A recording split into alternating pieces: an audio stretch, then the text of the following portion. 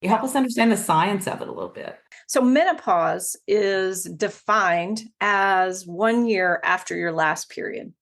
At that point, obviously you have to have a uterus, right? So if people have had hysterectomy or have had some sort of ablation or an IUD in place, then they may not be having regular periods or having periods at all. But for those of us with a uterus, 1 year after the last period is now you have entered menopause. And at that point, the hormone levels, estrogen and progesterone, are very, very low, sometimes even zero. Perimenopause, which, I'll be honest, when I did my training in OBGYN, we didn't talk about perimenopause. Like, this is just now, over the last 5 to 10 years, people are, acknowledging this sometimes decade-long life. The 7 to 10 years before your last period, what's happening in perimenopause is your hormones are starting to become a bit more erratic. In perimenopause, what is happening there is that the progesterone is usually getting lower in that second half of the cycle. Sometimes that change in that progesterone level can lead to symptoms similar to PMS, right? Some people will notice them in that premenstrual time, that week before your cycle starts. And sometimes it's physical, like breast tenderness, headaches, and sometimes it's mental or emotional. It can be more anxiety, feeling overwhelmed, irritability, brain fog, poor sleep. In this episode, we talked to Dr. Kristen Markell, a double board certified OBGYN and certified menopause practitioner, about one of the most under-discussed and misunderstood pillars of women's health, our hormones. Special thanks to VEST member Allison Anthony, CEO of Tulsa Area United Way, for moderating this session. Whether you're in your 20s, 40s, or beyond, understanding hormonal health isn't just about navigating menopause. It's about reclaiming your energy, brain function, mood, sleep, sexual drive, and long-term vitality. Yet, for far too many, these conversations remain taboo, confusing, or quietly dismissed, especially when it comes to professional settings, where symptoms like brain fog, fatigue, or anxiety are often internalized as a personal failure rather than recognized as a psychological shift. And that's exactly why this conversation matters. Hormones aren't just a midlife topic. They're foundational to how we show up in every area of our life, from our ambition to our focus, relationships, and yes, even our leadership. If we're going to support women in their full power, we need to normalize these conversations around hormonal health so that we can equip ourselves with the knowledge and resources to rewrite the narrative, one that sees midlife and aging not as a decline, but as a vital time for growth, energy, and purpose. For our guest's full bio and show notes, go to www.vasther.co/podcast. This conversation was part of a more intimate coaching session with VEST members and has been repurposed to accommodate this episode. If you enjoy the episode, share it with a friend, leave us a review, and don't forget to hit the subscribe button. And if you're ready to take your career and business to the next level, apply to join our community of powerful women eager to help you get there and stay there. Go to www.vasther.co/membership. I was with my primary care provider, my physician, yesterday, and I told her that I was helping facilitate this conversation today. And she's a long time practicing internal medicine specialist, and she said, "Oh my gosh, I wish I didn't have patients so I could attend that."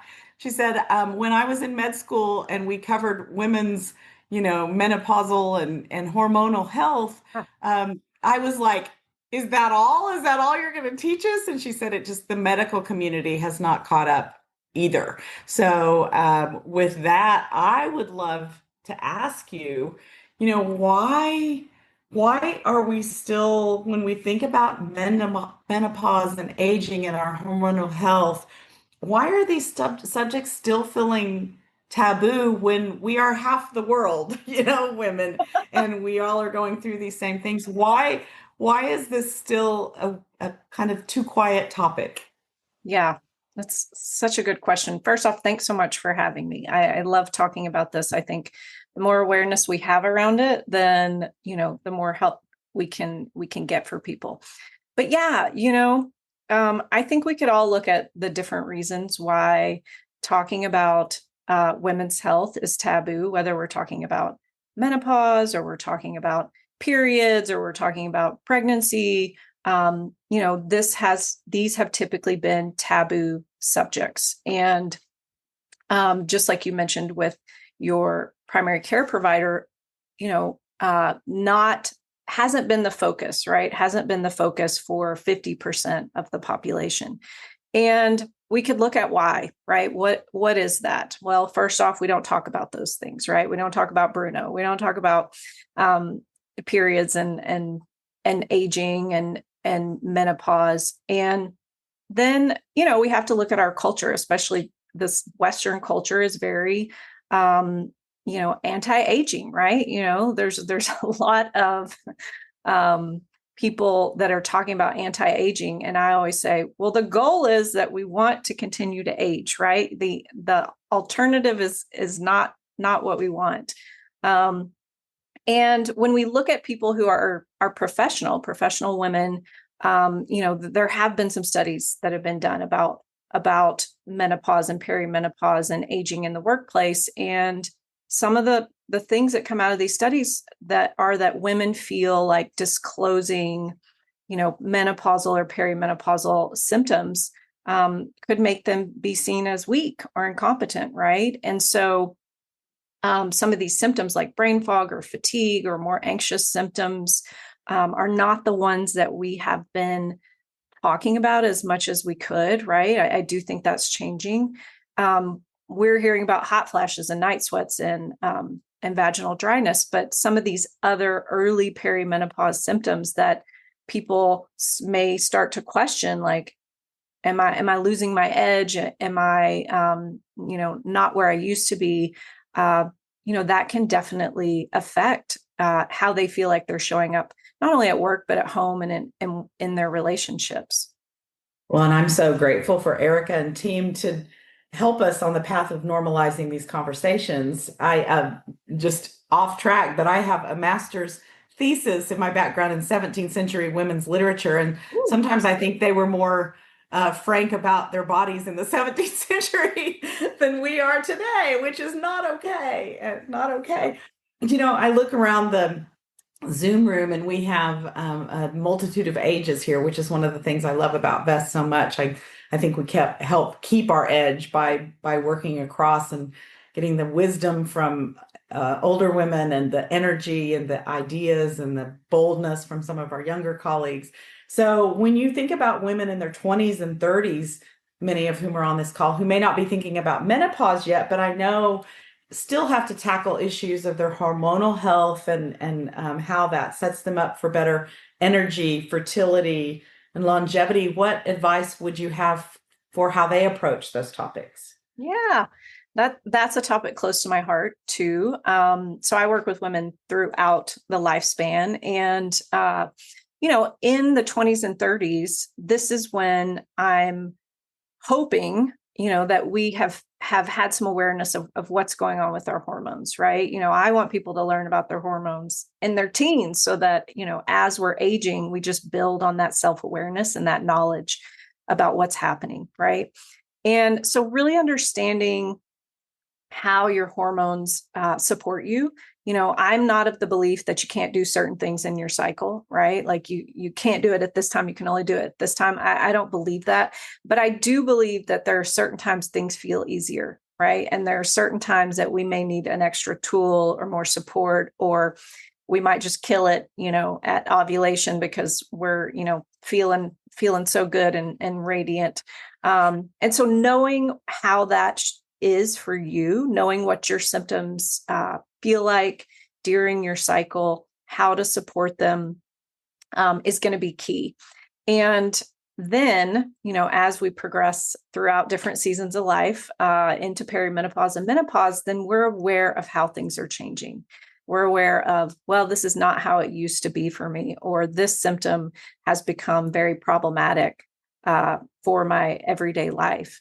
And, because I focus a lot on well-being and coach women in that, I always talk about good, deep, restorative sleep. That can be a little tricky at certain seasons of life, depending on yourself, other people that are affecting sleep, but focusing on that deep restorative sleep, finding a regular stress management practice, which that may include movement, it may include community, it may include, something fun and joyful that really takes us into that more creative space.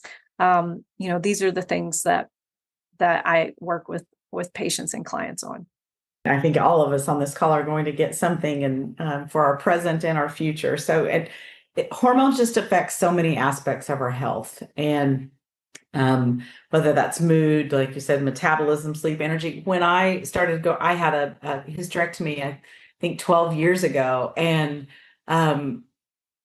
my symptoms were more about brain fog and and anxiety, and I've never had anxiety or brain fog issues, and I had no idea initially that was tied to hormonal shifts, because like you said, we hear about vaginal dryness, or we hear about, and can we just celebrate being on a webinar where we get to say vaginal? That's fun. Vagina, right. Yay for today. I mean, yay today. We got to say vaginal on a webinar. That's a win. So Jay's like, oh, mother. No. Come sit with me. We talk about all the things. But well, I was in the energy business. We didn't say that a lot. So we couldn't work that into most conversations. Yeah. But what is actually happening? Can you help us understand what's actually happening to our bodies and our hormones in perimenopause and menopause? What's happening and why it matters. Why do these things matter? And can you help us understand the science of it a little bit? Yeah. Oh, yeah. So menopause is defined as 1 year after your last period. And so at that point, obviously you have to have a uterus, right? So if people have had hysterectomy or have had some sort of ablation or an IUD in place, then they may not be having regular periods or having periods at all. But for those of us with a uterus, 1 year after the last period is now you have entered menopause. And at that point, the hormone levels, estrogen and progesterone, are very, very low, sometimes even zero. And perimenopause, which, I'll be honest, when I did my training in OBGYN, we didn't talk about perimenopause. Like, this is just now, over the last 5 to 10 years, people are, acknowledging this sometimes decade-long life is the 7 to 10 years before your last period. Because what's happening in perimenopause is your hormones are starting to become a bit more erratic, right? So, in our quote unquote, fertile years where we're, typically having a regular cycle. And if you look, you can see like, oh, the estrogen comes up here, and then it comes up in the second half, and then the progesterone stays low, but comes up in the second half. In perimenopause, what is happening there is that the progesterone is usually getting lower in that second half of the cycle.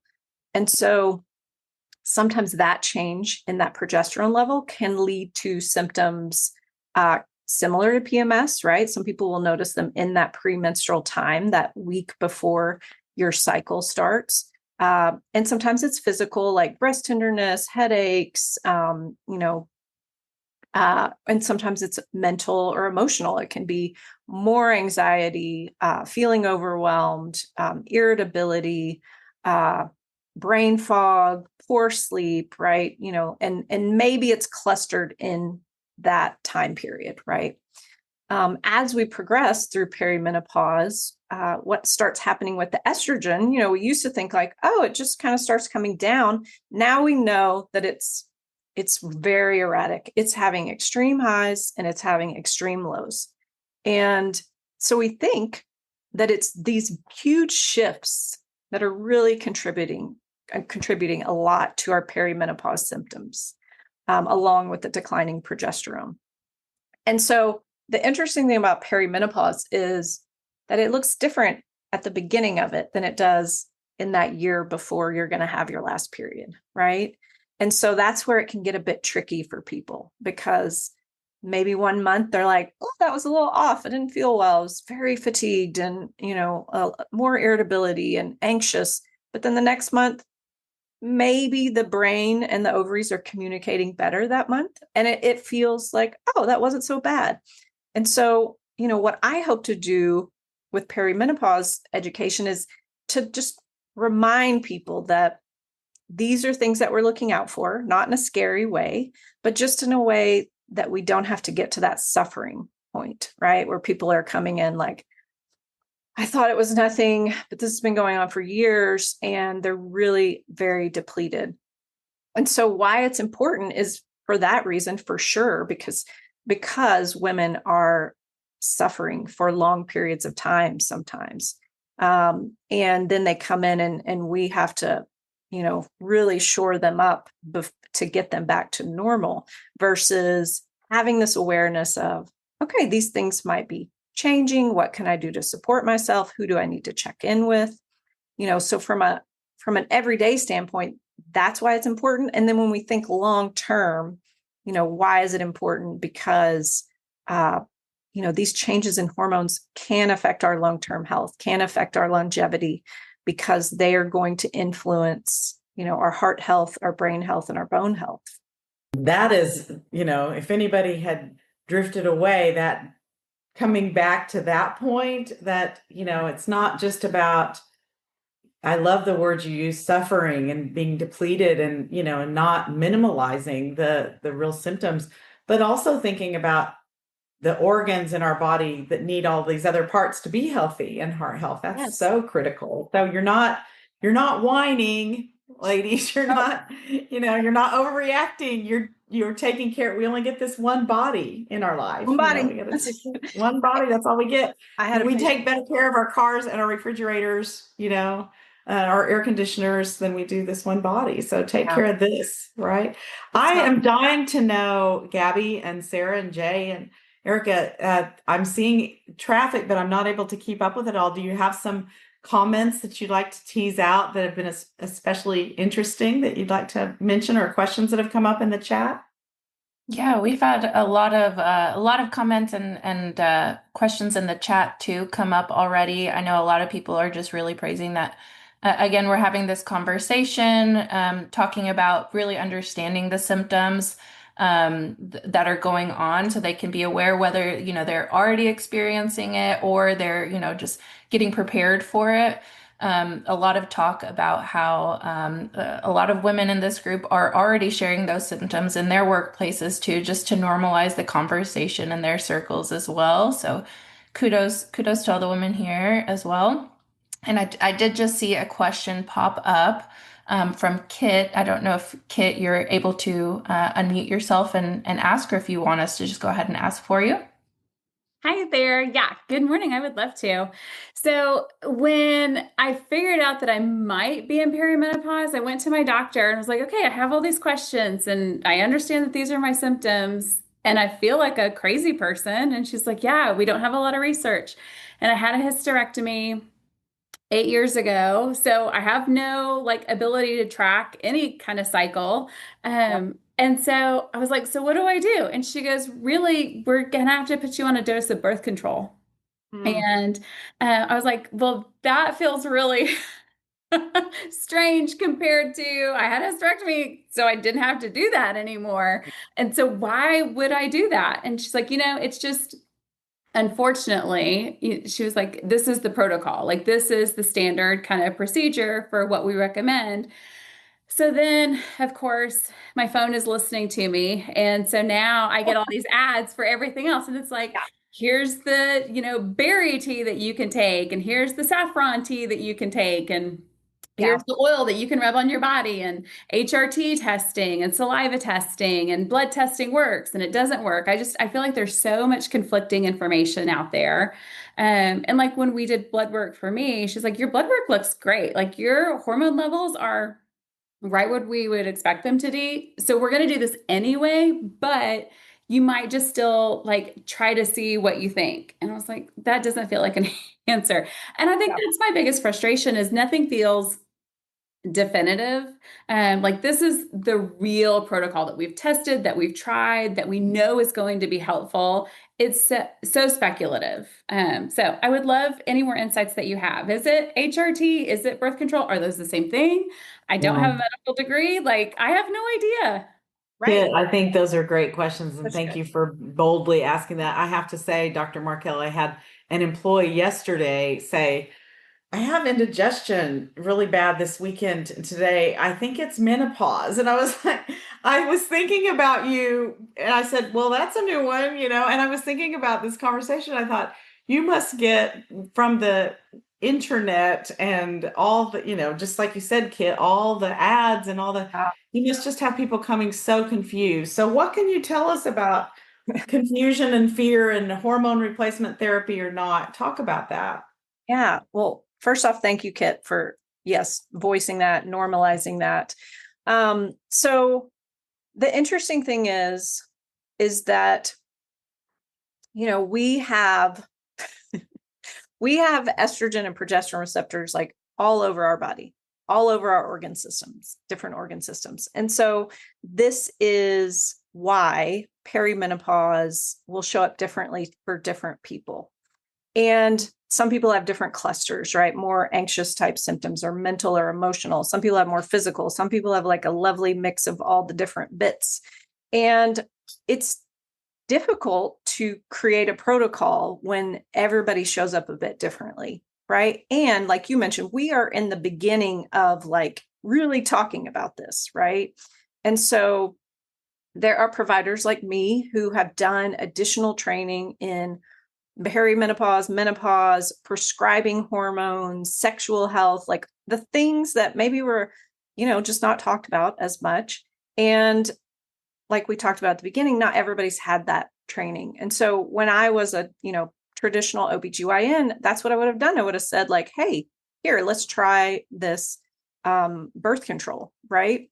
And some people would have stayed on birth control until they probably went into menopause. But now we know more, right? And so there are some times when birth control might be indicated in the perimenopause transition for certain symptoms that people are having. But birth control is not menopausal hormonal therapy. It is a different type of synthetic hormones, right? And not the saying synthetic is bad, right? But it's just a type of hormones that's suppressing people's hormones to help benefit symptoms, right? Some people, those big, huge fluctuations, they are like, please stop these now. I cannot handle these. And so we do have that option for using a birth control that suppresses the hormones. But for people who maybe have had a hysterectomy and, they are having some perimenopausal symptoms, we can use, and not even for people with a hysterectomy. Let me be clear with that. For people in perimenopause, we can use menopausal hormonal therapy to support their symptoms. And this is where you want to see someone that knows how to do that, right? That understands that it usually is let's try this and see how you respond, right? Because for those of us that have been in medicine for a very long time, not everybody looks like the people in the studies, right? Like we could say like, oh, well, in this study of all these people, I don't look like the majority of those people. And some people don't respond that way. So the point of that is to say there's different options. Perimenopause is a clinical diagnosis. It's not diagnosed with labs, but I do labs, right? Like this is where you have people in the, social media and they're fighting it out like, oh, don't do labs, do labs. And here's what I say. Perimenopause is a clinical diagnosis. And I also do labs because sometimes I'll get surprised. I'll get surprised in that, oh, wow, your FSH and your estradiol are really close to menopause. And so we are further along in this perimenopause journey than we would have expected based on your age. And then other times I'll do labs and someone is 51, average age of menopause, but their labs look completely normal. And I will say, you know what, on this day, the brain and the ovaries were communicating really well with each other. But you have all of these symptoms that are consistent with perimenopause. let's try something to see if those symptoms improve. And then we'll go from there. Right. And so it is really the practice of medicine. It's really, like looking at each person personally and saying, okay, here's what we know. We're not discounting your symptoms. This is what we've got from a lab standpoint. And we can continue to follow that to see, how it changes over the next, 3 to 5 years. Because we did not used to do labs, this is new, right? Some people are like, no, we don't go by labs. We just go by symptoms. And I'm like, I think we should do labs. If we had done labs for the last 30 to 40 years, we would have more information for women, right? We would be able to say like, well, these are the trends that we notice with perimenopause and what's happening with lab work. So I am a fan of, having that data, watching the changes, but you're going to see people out there that are like, no, never check labs. And I'm like, okay. Yeah. I'm thinking if men were having these symptoms, we would be doing the labs because they'd be like, oh my God, I'm out, it would be very much part of the medical mainstream to do the labs. Exactly. Yes. Yeah. Well, talk a little bit about, you used some terms there that I think is part of confusion among those of us that aren't medical professionals: hormone replacement therapy, supplements, bioidenticals. We hear all these different terms, and birth controls, and and all these different types of protocols that might come up. Can you just do some defining and what we should be listening for? They're just a lot of confusing information out there. We could do a whole podcast on this, right? Again, because we are focusing now on perimenopause and menopause, which yay, there's a lot of things coming out of the woodwork. There's a lot of people that have something for you. And I don't think that's necessarily a bad thing, but it can be confusing, and it may be a little bit tricky to discern like what is needed, what's indicated. And so, I did additional training and integrative fellowship in supplements and herbs, because I was like, I really want to know, like, what should I be considering as a must-have for patients in different seasons of life? And what would be a, okay, we might add this in once we get these foundational pieces supported. And so when I look at perimenopause and menopause, I'm always thinking about like, okay, let's check some lab levels. Let's look at our vitamin D. Let's look at some of these inflammation markers so we can see, what we need to supplement with from a vitamin D perspective. I love magnesium. I think magnesium is just, so helpful for many women in relation to deeper sleep, helpful for mood support, and so that's something that I'm always talking with people about. But once we start to get out of like the baseline must-haves, those are typically going to be patient to patient specific based on what we're seeing with their labs, their symptoms, what they tolerate, what they don't tolerate. When we talk about menopausal hormonal therapy, there's lots of different options wrapped up in that, right? There's different modes of ways to give hormone therapy, right? There's oral, there's transdermal, there's things that you put in the vagina. There we said it again. There's, injections, there's pellets. And so you want to always have someone that understands all of it, right? One way that I really look at who's saying what, who's doing what, is noticing when people are like, nope, this is the only way. I'm like, yeah, I wish that could be true for all of us, but that just that doesn't work. So you want to have someone that understands, all the different options and is able to counsel you on, okay, if we're thinking about hormonal therapy, what are the risks? What are the benefits for you particularly? Why would we want to be using this? What are we thinking from a symptom management standpoint and a long-term health standpoint, right? If grandma and your mom both had osteoporosis and broke hips, like, I have patients coming in saying like, I don't want that to happen. What can I do from a lifestyle standpoint? And then I want to add in hormonal therapy to keep my bones as healthy as long as possible. And then again, we talked about birth control pills and we talked about hormone therapy. Those are different things, right? Those are used for different reasons. And one's not good and one's not bad, right? I always say, like, everybody needs their own symptoms addressed. And sometimes we're not going to address it with this thing over here. Sometimes we do need to bring in something that maybe not all your friends are using, right? Bioidentical is a term that we hear a lot. And sometimes people mean that they say bioidentical to mean like a compounded hormone, but the way that I look at it is that bioidentical means that when you take this hormone, your body recognizes it as the hormone that you have, right? If you're still making hormones. So if you take estradiol, then your body recognizes it as estradiol. It puts it on the estrogen receptor throughout the body, and it activates that receptor as if it were your own hormone, versus synthetic hormones don't do the exact same. They don't do that exactly the same way. Now, the great thing about bioidentical hormones is that you can get them anywhere. You can get them at the regular pharmacy. You can get them at the compounding pharmacy. Like, there's not, people don't just get bioidentical from compounding pharmacies. And so, again, I think it can cause a little confusion, but when we talk about it that way, it helps us understand, like, oh, we are choosing this because, I want my body to function as efficiently as it has been, or even better, right? But sometimes we're going to use different options like birth control, or sometimes we do use a synthetic hormone option because people don't tolerate the bioidenticals, right? So just knowing that there's lots of options out there, and that if you have a provider that's well versed in it, then you will be able to find something that works for you.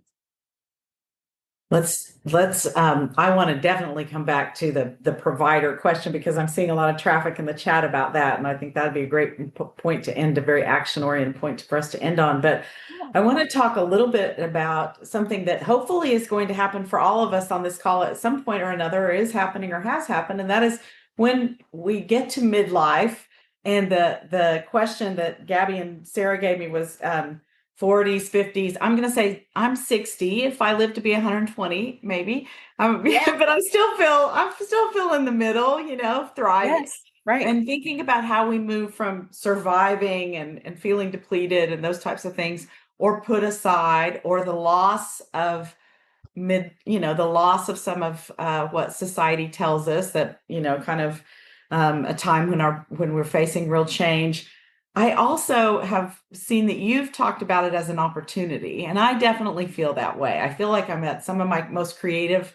I've been wanting to write a book for a long time, and I'm 60 and I feel it. I feel that wisdom kind of bubbling up, and the lack of, like, as I have one friend my age that says, finally our give a shit factor's in the negative. Like, we're okay. Like, we can say the things that we need to say. And so let's talk about the habits you think for women as we come into middle age, whatever you define that for you. What are some of the habits and the things that we can do right now to build a foundation for that long-term vitality and creativity and resilience? Yeah. Yeah. I love that. Right. I love midlife. We have so many, I did a group with perimenopause, menopausal women, and they were like, we don't give an F. We only have so many F's to give, but we know where we want to put that energy now. Right. Like, it's all going towards these things that are important to us. And I love that clarity at midlife, because you have that experience that we've drawn on through our whole life. And now we know, like, oh, this is where I want to really put that energy. But, we talked a little bit about some of these foundational practices, and they still hold true in midlife, right? And perimenopause and menopause, of getting deep restorative sleep. Now, I entered into this integrative and functional world through sleep. That was my gateway. I always tell people, because I was a practicing OBGYN and I was on call sometimes 3 nights a week, 24 hours, and then go to, clinic the next day for 8 to 10 hours. And so my goal when I noticed that, wow, I cannot bounce back from these anymore, was I've got to get really good sleep when I'm not on call. And so I started digging into how can I make my sleep more deep, more restorative. Sometimes it was interrupted. I had 2 small kiddos under 3. And so it didn't mean that, I failed if I didn't get the 8 hours, but I was doing the practices to make that sleep as good as it could be. Right. And so I get it when people are like, but I have the tiny people, or I work nights, or, my schedule fluctuates. I get that there's things that are really, they're just part of a season, right? That we're like, we're going to do the best we can with where we are in this season. But when we look at from a long-term health standpoint, sleep is huge. It's huge for your brain, right? Like, the next day, like, brain fog it's real when we're not getting that deep sleep. It also affects our cravings. It affects our hormone levels that affect craving and satiety. So that can affect our metabolic health. And so I always talk to people about, like, how can we get better sleep? And that is not an overnight thing. This isn't something that happens in a week. For me, it took 3 to 6 months of working with my family first, because I had little people. And so I had to, like, really get them on a lovely rhythm, and we were turning down the lights and all these cues that not only helped them, but helped me and my body, like, just, bring it down. And so once they were better supported, then I could really focus on what I could control from my standpoint. And so looking back after that 6 months, it was a significant change. And because I like to track data, I also, that's when I got my Aura ring. This was many years ago. And so I was looking at the data, throughout the week or throughout the month to say, like, oh, these things really affected it. This thing, really helped my sleep to get better, and using that information to adjust what I did. In short, prioritizing our health, right? So that if we need other people if we have other people to take care of, and jobs, and we all have something, we're not able to do it if we're not taking care of our health first. Great questions going on, and lots of in the chat. Gabby and Sarah and Jay, anything you'd like to tease out at this point and follow up on? One of the reasons we decided to have this conversation, Kendra Lauper is on here, and I saw a message that she posted on social media recently about, there's so much information, which we've already talked about, and also a lot of supplements. And I just talked about, I personally take ashwagandha to sleep, and maybe I should change to magnesium. And I think this goes back to, like, how do we personalize what's right for us? Yeah. Based on working with the care provider that actually understands us as an individual. So, Kendra, I'm going to put you on the spot and ask you to unmute yourself. I'm unmuted. Yeah, I have so many questions. Thank you for hosting this conversation, because maybe it is just for me, but I've tried so many supplements, and part of it is I'm a little worried because supplements, as I understand it, are not regulated, right? So there's so much out there that I'm like, is this even what they say it is? And how do I know until I spend the dollars and try it and it works or doesn't work, right? And so I've tried several things, and some work, some don't, some work better than others, but it's, finding a provider that can really walk me through it and understand what exactly will help and which products are the best and trustworthy, and all of those things has been really tough. So would love your thoughts on that. Yeah. Yeah. So, there are third-party certifications for supplements. So you can always look and see if they've done the additional testing, had a third party come in and, check to see that what's in there is exactly what they say it is. And, then with my training, I have certain companies that I feel more confident in. And so a lot of times it's really talking to each person about, what are your goals? What are your labs showing? What are your symptoms?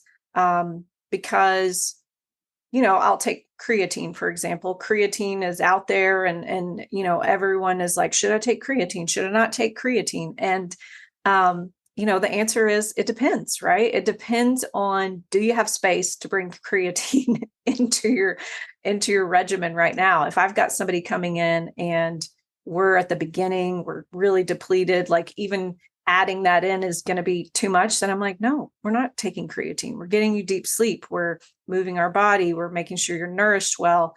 And maybe we take a multivitamin to fill in those gaps right now as we're also addressing what your specific lab values were and what those specific needs are. And then once we get those patterns and habits in, then maybe we do talk about creatine for muscle health and for brain health. But I think sometimes, we get, like you said, so many things coming at us that we forget that, the baseline foundational pieces is where we start. And then working with someone that understands, like, okay, here's our main things we're thinking about from a long-term health standpoint, brain, bone, heart, but also right now from a symptom standpoint, what am I going to start incorporating to make sure that those things are affected later on? Yeah, thank you. I mentioned that I think in my post, I said, I just want to read an article about X, Y, or Z and not have 8,000 other ads show up for X, Y, or Z. And I'm like, I would just want to learn. And it's so hard. There's, the internet is great and the internet is terrible, right? It's like, how do you find the information? And like, someone like you, I think in Oklahoma City, probably, I think someone said this in the chat, because of all the political issues related to women's health in our state, it's hard to find providers who are really addressing the issues holistically. And so that's been a challenge. And so do you recommend looking for people online, right? Like looking for virtual providers? I think you do that too, right? Yeah, I think that is a question I'm seeing popping up a lot in the chat. Like, we all know we need to advocate. Kendra, it's a great question. We all know we need to advocate for ourselves. We know we need to inform ourselves, but there's so much misinformation. So we need to partner, advocating for ourselves, but partner with great clinical experts. And so how, Dr. Markell, do we find them? Where do we go? Where's the best resource to guide us to our best clinical partners? Yeah. So it kind of depends on what you're looking for. There are groups that certify people in menopause and perimenopause, sexual health. And so you can go to these certification groups. The North American Menopause Society is the certifying group for menopause and perimenopause. And so you'll see people listed in your area that is something they specialize in. Now, I always say that within that, there's going to be just different types of people, right? And sometimes you just have to feel people out and figure out like who your person is. ISWISH is the International Society for the Study of Women's Sexual Health, and they are the certifying body for people that are focused on sexual health. And so you can always look up there to see if there are providers in your area. And sometimes they overlap related to perimenopause, menopause, and sexual health. I think because I'm also in the integrative and functional medicine world, I always say take little bits of things to pull them into my programs for women because typically we can find great bits throughout the wisdom of all of the different ways to care for ourselves over, generations, even if we're just now talking about perimenopause a little bit more in depth. And so, I get that there's a lot of people out there that may practice quote unquote natural medicine or, some of these different terms that we'll use. But I like to say that sometimes I'm a bridge in between a lot of these different types of medicine because I understand all of it. And based on who's sitting in front of me, we're able to pull the pieces that may work for someone, but for someone else is not going to be the first thing we would go to. It's really helpful. And while you were talking, I was remembering a rheumatologist I went to one time who was about 70-year-old white male who said, you're taking thyroid medication and, hormone replacement therapy. You women, this was the exact quote. He said, you women just need to get over it and just go ahead and get old and let that happen. And at the same time, this same physician was calling his, 50-year-old nurses, my girls, my girls. Yeah. So as I was leaving, and I said, you know what? This isn't going to work, this discussion. And by the way, your 50-year-old nurse does not want to be called your girl. So you might talk to her about that. So we parted ways after a short visit. But you're talking about, I mean, when we hear the term just deal with it, whether it's from a doctor in another specialty or friends or well-meaning family, oh, just scroll gracefully or whatever, when we're talking about brain fog or low libido or all these things, what are some of the risks? Talk about the actual risks to us of ignoring these things. And also, can you share examples of when someone has finally been able to crack the code on all the information, find a good provider, and reclaim some of their energy? Give us an example of what that swing can look like. Yeah. The risks and the swing. So we're just done with the just deal with it, right? Everyone is so done with that. I look back through my training of, kind of what this doctor was saying to you, like, you women just need to, and how You women. I mean, if someone says you women, just run away. How many women have been gaslit for this decade-long hormonal shift that's happening? And, if a man had a testosterone of 0, do you think he would be saying that to him? Like, no, you'd be like, oh, we gotta get that replaced, right? These are hormones that our body has used throughout our whole life. And so, of course, these symptoms that show up in perimenopause, like the fatigue, the brain fog, the mood symptoms that people have been told to just deal with it. They've been told, like, oh, you've got small kids, you're working full-time job, you're opening a new business, of course you're tired, of course.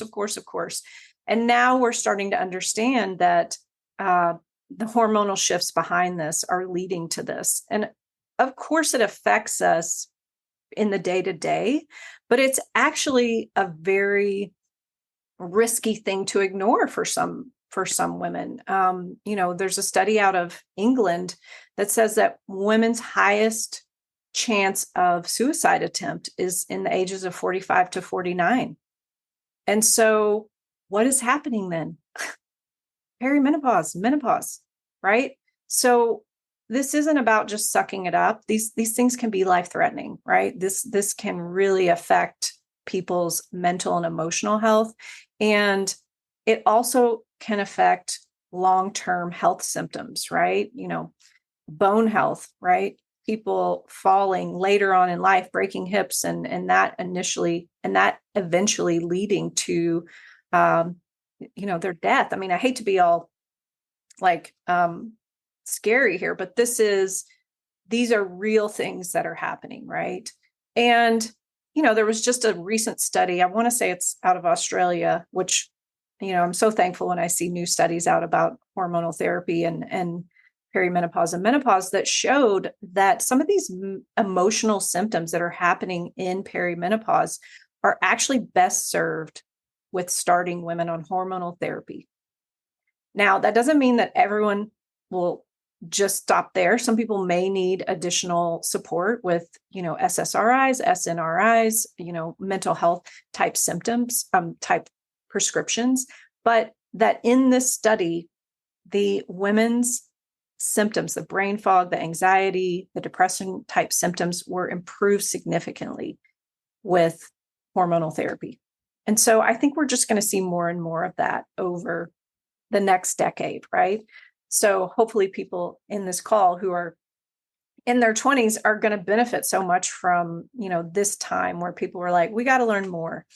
And, what I see when people come in and we get them supported and we start, if they want to start hormone therapy, we do that, is that people get their life back, right?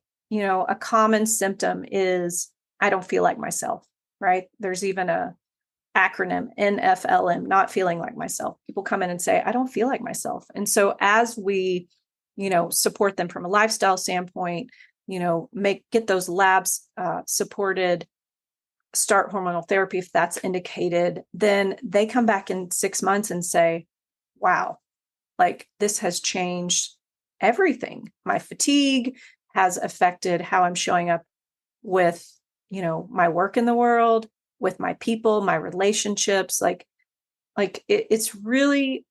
It's affecting the things that we are here for, right? To, live this beautiful life. Right. And then when we think about it from a long-term health perspective, it's important for all the reasons. Yeah.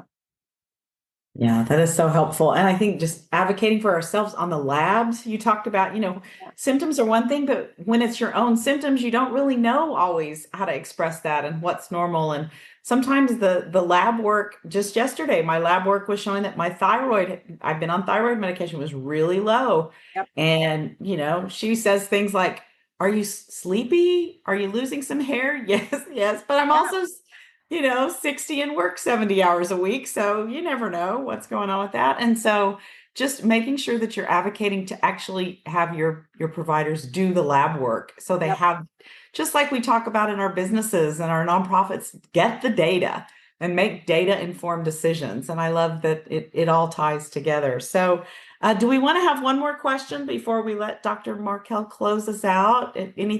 Anyone that's just dying to ask a question? I think there are so many questions on the chat that unfortunately we're not going to get to them. So definitely, Dr. Markell, how can people get a hold of you or attend your practice or your workshops? I know you do a lot of those.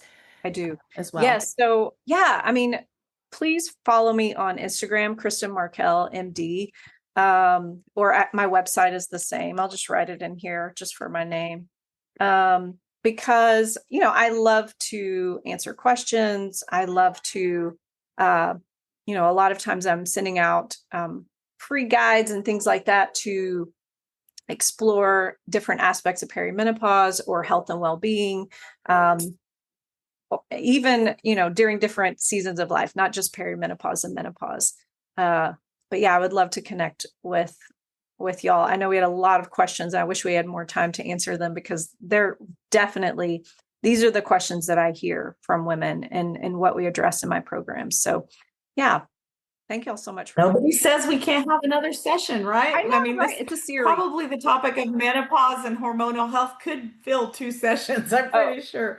Let me ask this last question, I think, I'm just the reframing of so much you said. We just want to celebrate our body and celebrate aging because the alternative is not what we want, right? We should never feel ashamed of yesterday I asked my doctor about something I was seeing on the underside of my left breast, and we laughed. She said, are you just seeing this? And I'm like, well, I have to throw it over my shoulder before I can really look. So, we laugh, enjoy our bodies. They're not what we once were, maybe, but they are fabulous, and celebrate that aging and that wisdom and creativity and ability to laugh at ourselves that comes with that. But also, just get some damn sleep, women. Just prioritize your sleep. If you don't take away anything else, when you think I have to work one more hour or, not take a nap, I love that. And Shaga and Monica and so many of my friends on here who build a community of women that you can talk to and you trust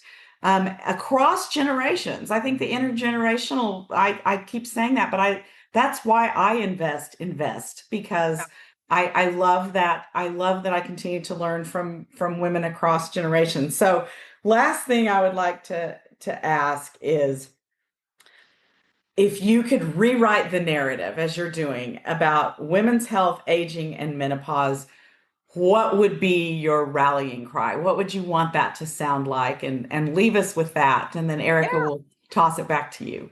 Yeah.